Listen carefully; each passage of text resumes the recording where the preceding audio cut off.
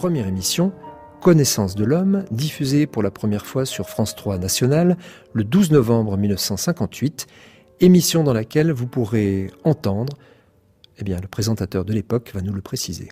Au cours de notre émission Connaissance de l'homme, consacrée au grand courant de pensée du XXe siècle, nos auditeurs pourront entendre un exposé de M. Georges Borgeaud sur Ramu.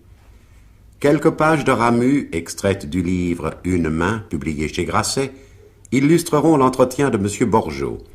Elles seront lues par Roger Rudel. Nous entendrons quelques phrases de Ramu prononcées lors d'une interview à la radio. Laissons maintenant la parole à M. Georges Borgeaud. L'histoire des lettres sait que les cantons suisses romans ont enrichi la littérature française de quelques noms plus ou moins prestigieux. Jean-Jacques Rousseau tout d'abord, suivi d'assez loin de Benjamin Constant, de plus loin encore de Madame de Staël, de Frédéric Amiel qui a fait 3 pas hors de la frontière, et malheureuse victime de l'oubli d'Édouard Rod qui pourtant eut à Paris son heure de gloire. Ceux-ci se sont si bien assimilés à la vie, voire à la politique de la France, hormis peut-être Jean-Jacques qui garda sa sensibilité lémanique, que l'on n'a plus à s'étonner qu'ils n'en aient pas été les citoyens. Mais ce que le français continue à ignorer, c'est qu'il est aujourd'hui assurément plus que hier, pénible à l'écrivain qui est né hors de France d'avoir à se contenter de demeurer l'écrivain que d'une petite communauté. Par la force des choses, le voilà obligé de n'exister que chez lui, de renoncer à une plus grande audience et partant à se laisser détériorer, trop privé qu'il est des contacts essentiels. L'écrivain helvétique, qui est celui qui nous intéresse ici, ne peut, aussi facilement que ne l'a fait Benjamin Constant, jeter par-dessus bord tout ce qui les différencie de l'écrivain de souche française, son éducation, son sentiment du déracinement et de l'exil que l'on entrevoit chez Rousseau. S'il le fait, ce n'est pas sans déchirement ou parce qu'il a choisi, tel Blaise Cendrars, la vie aventureuse comme un remède à l'ennui. Le Suisse ne renie pas volontiers son paysage, ni le décor de son enfance, ni son idéalisme, ni sa candeur. Par son isolement, sa séparation d'avec la France et pourquoi ne pas l'avouer, par le contact de ses concitoyens dont la culture est allemande ou italienne, il a fini par avoir une sensibilité particulière, presque une susceptibilité. Ramu, et c'est à cela que nous voulions venir, fut le seul écrivain suisse-français qui ait trouvé une solution à ces difficultés. Courageusement, humblement, encourant le risque d'être assimilé aux auteurs régionalistes, Ramu a réussi à faire de son cas particulier un cas universel et qui, sans réserve, appartient au grand courant de la littérature française. Ramu a accepté sa différence et davantage encore il l'a exprimée. Non point de chez lui, c'est-à-dire d'une tour d'ivoire, mais de Paris où il a vécu à peu près une 12aine d'années. Il s'est laissé enrichir par Paris, et Paris en retour l'a découvert à lui-même. J'ai vécu 12 ans à Paris, c'est lui qui a fait de moi le Vaudois que je suis, et un sauvage qui ne l'est peut-être pas autant qu'il ne paraît. Paris lui a donné un exemple d'authenticité, car Paris peut avoir cette vertu pour ceux qui savent la reconnaître. Cela devait être dit avant toute chose, sinon l'œuvre de Ramu demeurait inexpliquée et inexplicable. Sans plus tarder, donnons quelques précisions biographiques. Charles Ferdinand Ramu est né à Lausanne le 24 septembre 1878 et il est mort à Pully, non loin de Lausanne, le 23 mai 1947. Vaudois donc, du pays de Vaud, heureux d'être Vaudois, fier d'être Vaudois comme il aimait à dire avec malice, paraissant ne point songer qu'il pouvait lui être fait grief de se limiter ainsi à un lieu, d'accepter trop aisément ses limites, mais c'était pour mieux les dépasser. Voilà l'essentiel de son exigeante esthétique, de sa vie même qui fait écho aux paroles de Rimbaud. On ne part pas, reprenons les chemins d'ici. Ramu aura donc appris de Paris, nous ne craignons pas de le répéter, l'authenticité. Le petit Vaudois qu'il était, solitaire, véritable paysan, loin de ses sources, de ce qu'il aimait, de ce qu'il connaissait profondément, comprit qu'il le tenait d'autant plus qu'il en était privé, qu'il l'exprimerait d'autant mieux qu'il en était séparé. Demeure fidèle à tes origines, semblait lui dire la grande ville, fidèle à ce lieu précis que Claudel a appelé le pays de Ramu, et qui n'est point tant la Suisse que le pays du Rhône, de sa source jusqu'au bassin du Léman, bordé par les montagnes de Savoie, et jusqu'à la mer à travers les vignobles, sans oublier de saluer au passage Cézanne, qui ressemble à Ramu par sa patience et son goût de l'ouvrage bien fait, ni de faire signe à ces joueurs de cartes si semblables aux paysans du Valais et du pays de Vaud. Ramu, à quelque part, explique lui-même son choix. Je suis né dans d'autres conditions, je suis né dans d'autres temps, Un impérieux besoin de soumission l'a toujours emporté en moi, de soumission à ce qui est, de soumission à ce que je suis. Il y a dans l'espace un lieu où je suis venu à la vie à un certain moment dans le temps. Telles ont été pour moi les grandes réalités et mes raisons déterminantes. Voilà le point central d'où je suis parti pour bien faire, parce que j'aurais voulu ressembler à quelque chose, parce que j'aurais voulu m'oublier moi-même, me faire oublier en ceux que j'aime, et qu'on me reproche au contraire à cause de ma langue de chercher à me distinguer. Et mon pays a 2 langues, une qu'il lui faut apprendre, l'autre dont il se sert par droit de naissance. Il continue à parler sa langue, comme certaines provinces françaises, en même temps qu'il s'efforce d'écrire ce qu'on appelle chez nous à l'école le bon français. C'est sur de telles valeurs que Ramu établit son œuvre. On pourrait presque dire qu'il a poussé le souci de la sincérité envers lui-même et son pays jusqu'à la perdre et à inventer des paysans aussi magnifiquement conventionnels que ceux de Virgile.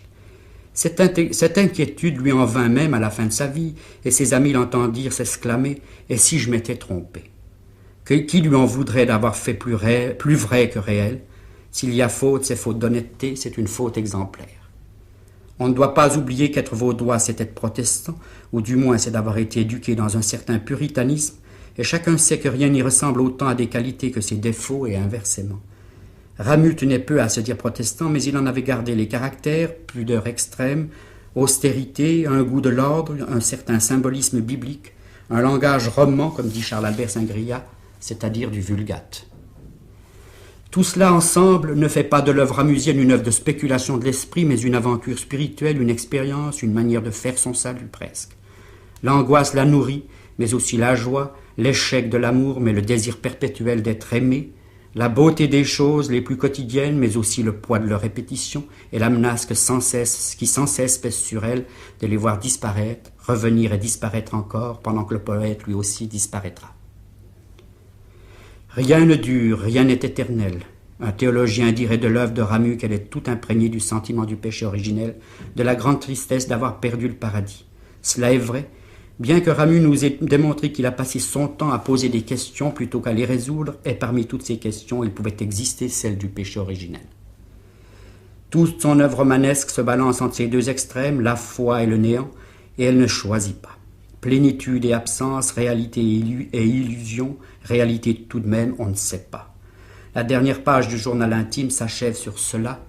Parfait nihilisme, on ne croit à rien, on ne tient à rien, on n'aime rien. Et si par hasard on aime du moins quelqu'un, cet amour n'est que dérision, parce qu'on voit qu'il n'est fondé sur rien, il faut entendre rien de durable. Alors tout devient négligeable et tout devient indifférent. Sortir égal, ne pas sortir, manger, ne pas manger, faire, ne pas faire. Ces perpétuelles remises en question, cette inquiétude permanente, Ramu les a toujours ressenties, et là se trouve le noyau de son œuvre, mais cela ne l'a point empêché de mettre autour une chair frémissante, la saveur du réel, incomparable, un appétit pour les choses qui était la compensation des espoirs. Il souffrait de ce dont souffrent tous les poètes, de ne pouvoir embrasser l'absolu. Les grands thèmes de l'œuvre de Ramu sont des thèmes terriens, paysans, si ce terme n'était pas galvaudé. Paysan mais pas rustique, beau mais pas pittoresque, paysan parce que toujours en contact avec la réalité élémentaire, d'autant plus significative et belle qu'elle est élémentaire, commune même. Non seulement le coucher de soleil est magnifique, mais n'importe quel temps qu'il fait, non seulement le blé, mais la mauvaise herbe du chemin qu'il est dans l'ordre de détruire, car la poésie n'est pas un sentiment, elle est reconnaissance, elle est usuelle, et non point l'art. Aucune autre lecture que celle qui va suivre ne saurait mieux démontrer comment procède la pensée de Ramu. Nous l'avons choisi dans un petit volume appelé Une main, dans lequel l'auteur, à propos d'un accident qu'il a eu, un bras cassé, mêle si justement le particulier au général, le visible à l'invisible, le physique à l'esprit, sans jamais qu'il y ait rupture, mais au contraire pour que l'on sache que tout est dépendant, ce que les intellectuels oublient facilement, et combien la nature se venge de nos oublis. Il ne s'agit pas ici du monde de l'évasion, non moins encore de celui d'un réalisme borné, simplement de celui où tout est assumé, lié, mis ensemble, non point ennemi, mais réconcilié. Que les auditeurs ne s'étonnent point des répétitions nombreuses de l'auteur, de la lenteur de ce qui est décrit, tout est décomposé comme un ralenti cinématographique. C'est le cérémonial du poète, presque un rituel de la vie. On le voit, il existe peu d'écrivains aussi honnêtes que Ramu, Tolstoï peut-être, peu d'aussi rigoureux, peu d'aussi présents que lui dans son œuvre, bien qu'il ne l'ait pas cherché. Il s'y est sacrifié. À ce degré, l'écriture est une épreuve supérieure, une sorte de vie recluse. C'est assurément là le véritable engagement de l'écrivain, plus difficile que l'autre et plus rare. Je tiens à remercier mes amis et de l'accueil qu'ils m'ont réservé. Je tiens à y associer mon petit pays, qui tient d'autant plus qu'il est avec la France aujourd'hui un des seuls pays d'Europe où l'on parle encore librement. Apparentés déjà à vous étroitement par la langue, nous le sommes encore davantage aujourd'hui, nous autres Suisses romands, par une commune fidélité à de vieux principes, je ne sais pas s'il faut dire démocratiques, mais qui du moins sauvegardent les droits de l'expression. Ce n'est pas l'intention de faire ici de la politique, mais enfin, vous me laisserez vous dire que dans notre vieille Europe, les pays où la pensée est libre deviennent chaque jour plus rares. C'est une bonne raison pour qu'ils s'efforcent de se mieux connaître afin de pouvoir, s'il le faut, se soutenir les uns les autres dans leur tâche commune qui est de maintenir la prééminence de l'esprit. Voici, lu par Roger Rudel, quelques passages du livre de Ramus, Une main. Il fait un joli temps clair d'hiver ce matin, bien que le soleil ne se montre pas. Et il ne se montrera pas de toute la journée. Il a gelé pendant la nuit. Il est tombé un peu de neige pendant la nuit. Et maintenant il fait gris pâle sur les toits, dont il y a toute une quantité en arrière de ma maison.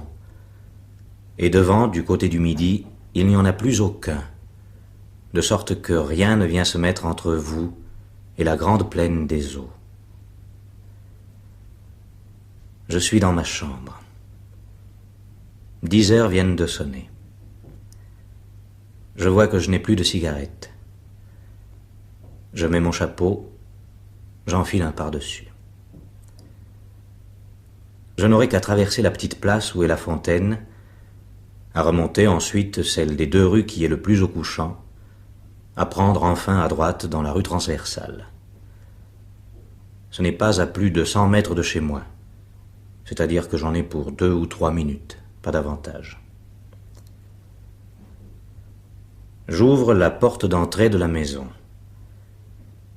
La terre brille, toute blanche. Et les toits brillent un peu plus haut après un intervalle gris.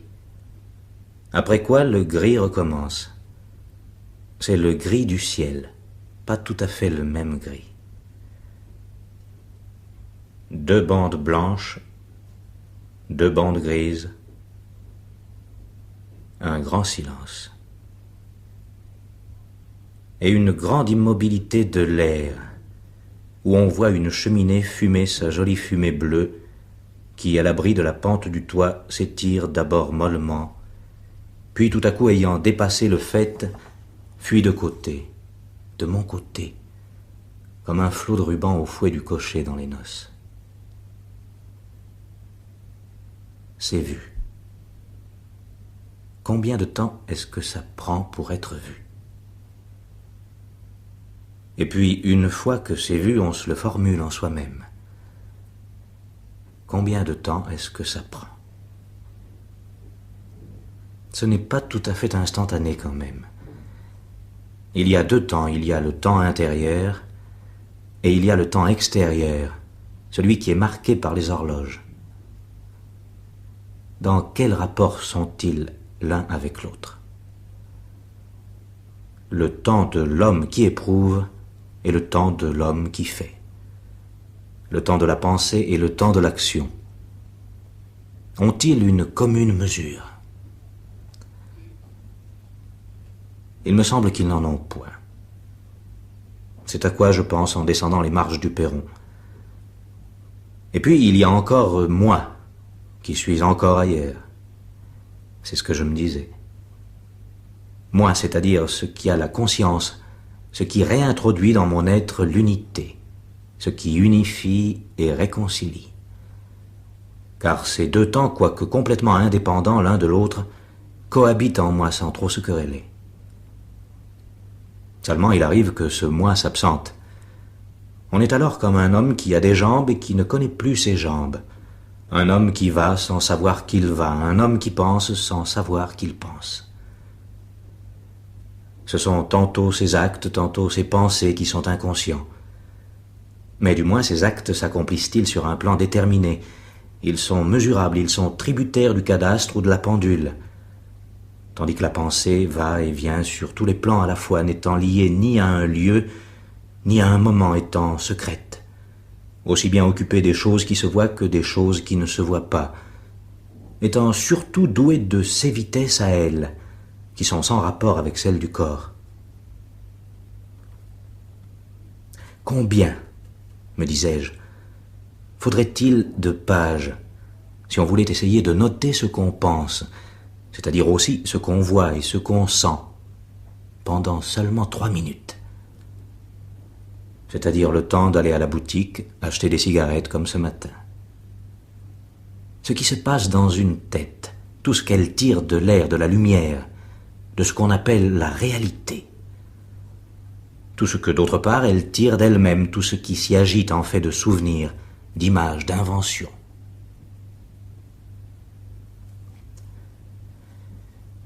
Il y a eu beaucoup de distractions dans mon cas, je dois le dire. Il avait gelé, puis neigé. La neige était la chose qu'on voyait. Le verglas ne se voyait pas. Il aurait fallu prendre des précautions. C'est justement ce que je n'ai pas fait. Bien au contraire. On pense toujours à beaucoup de choses et pas toujours à celles qu'il faudrait. J'arrive à la boutique. Je vois 2 demoiselles, une rousse, une noire. Elles ont des blouses en toile blanche. Elles sont devant des cartes postales où on s'embrasse et d'autres où on ne s'embrasse pas, fixées les unes à un tourniquet, les autres à un autre tourniquet de tôle vernie en noir. J'achète des cigarettes. Je paie mes cigarettes. Je loge le paquet dans une de mes poches. Je salue. Je sors. Je passe ensuite devant une buanderie. Une porte basse s'ouvrait sur un réduit obscur d'où s'échappait une grosse vapeur faisant un large copeau plat sous le linteau qui le pliait à angle droit. Je pensais à un livre d'astronomie que je venais de lire. Il y était question, entre autres choses, de 2 théories qui sont en présence touchant l'âge des étoiles. D'après la première de ces théories, elles auraient les âges les plus divers, de sorte qu'il serait impossible de leur attribuer une origine commune, n'ayant jamais cessé de naître isolément, ne devant jamais cesser de mourir isolément. D'après la seconde, au contraire, elles proviendraient toutes d'une même nébuleuse, la diversité de leurs états, grosseur, couleur, densité, étant la conséquence des conditions mécaniques très variables auxquelles les soumet la gravitation. Ayant toutes ainsi le même âge, car l'auteur du livre, autant qu'il m'en souvient, faisait un raisonnement. Il comparait le monde des étoiles avec nos sociétés humaines. Nous y naissons successivement. Il s'ensuit que le nombre des vieillards y est dans une proportion assez constante avec celui des adultes avec celui des enfants. Si donc les étoiles naissaient comme nous séparément et une à une, la même proportion devrait s'y retrouver. Ce qui n'est justement pas le cas, disait l'astronome en question. Il semble bien que les étoiles soient nées toutes ensemble en une seule fois, comme quand un nid de chenilles crève. Je redescends la rue. Une femme sortait de la buanderie. Je m'étais vaguement aperçu qu'elle levait en l'air des mains roses, une fois arrivée sur l'étroit trottoir, comme si elle avait de la peine à garder son équilibre. Toutes ensemble, toutes à la fois, ces étoiles. Non seulement celles qu'on voit à l'œil nu, mais celles qu'on ne voit qu'au télescope, celles qu'on ne distingue qu'à peine dans le plus puissant des télescopes, mais celles qu'on n'y distingue même plus, celles qui font partie de la Voie lactée, celles qui, à elles seules, sont chacune une Voie lactée, celles qui sont une, celles qui sont chacune des milliers et des millions, comme quand un nid de chenilles crève en haut du pin, comme quand une énorme grappe d'œufs de grenouille se défait dans l'eau noire d'un ruisseau, une nuit de printemps. Tout à coup tirées de leur inertie, et n'ayant pas le mouvement, mises tout à coup en mouvement, et puis retournant à leur inertie par égalisation progressive des différences de niveau, nées une fois, mais allant à la mort, créées, et puis décréées. Il y aurait donc un créateur. Je suis étendu sur le dos. Une femme est arrêtée à côté de moi. Elle me dit « Oh, monsieur, on glisse terriblement ce matin. Vous auriez dû faire comme j'ai fait. J'ai passé des pions de bas sur mes souliers. » Elle me les montre. Puis « Au revoir, monsieur. » Elle s'en va. Elle a un panier au bras, elle est sans chapeau. Un petit châle noir est noué autour de ses épaules. Je suis toujours couché sur le dos. Où ai-je mis mes cigarettes? Je n'arrive pas à me souvenir si, en sortant de la boutique, j'ai fourré le paquet dans ma poche ou bien si je le tenais à la main. En ce dernier cas, je l'aurais lâché en tombant, et il va falloir que je le retrouve. Je vois que je suis resté longtemps étendu dans la neige avec paresse, comme un promeneur fatigué sur le gazon d'un talus. Je tourne la tête à droite et à gauche, j'essaie ensuite de m'asseoir. Et c'est à cette intention que j'ai recours à mes deux mains. Mais alors je vois que je n'en ai plus qu'une. Tout de suite, la droite accourt docilement, elle est devant moi, je la vois. Mais l'autre, je n'ai plus de main gauche. J'ai beau la solliciter, elle ne répond pas. Et j'éprouve à présent une grande douleur dans l'épaule. Mais au-dessous, il n'y a que néant.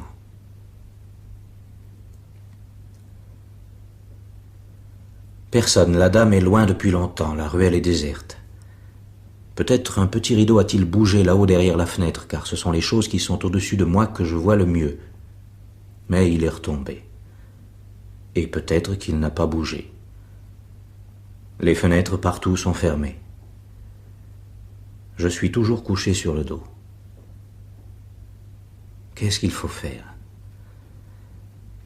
Tout de suite, je sens l'immense ridicule qu'il y aurait à appeler. Quel ton prendre? Crier fort? Crier quoi? Crier au secours? Ou bien, d'une voix naturelle, demander « Y a-t-il quelqu'un »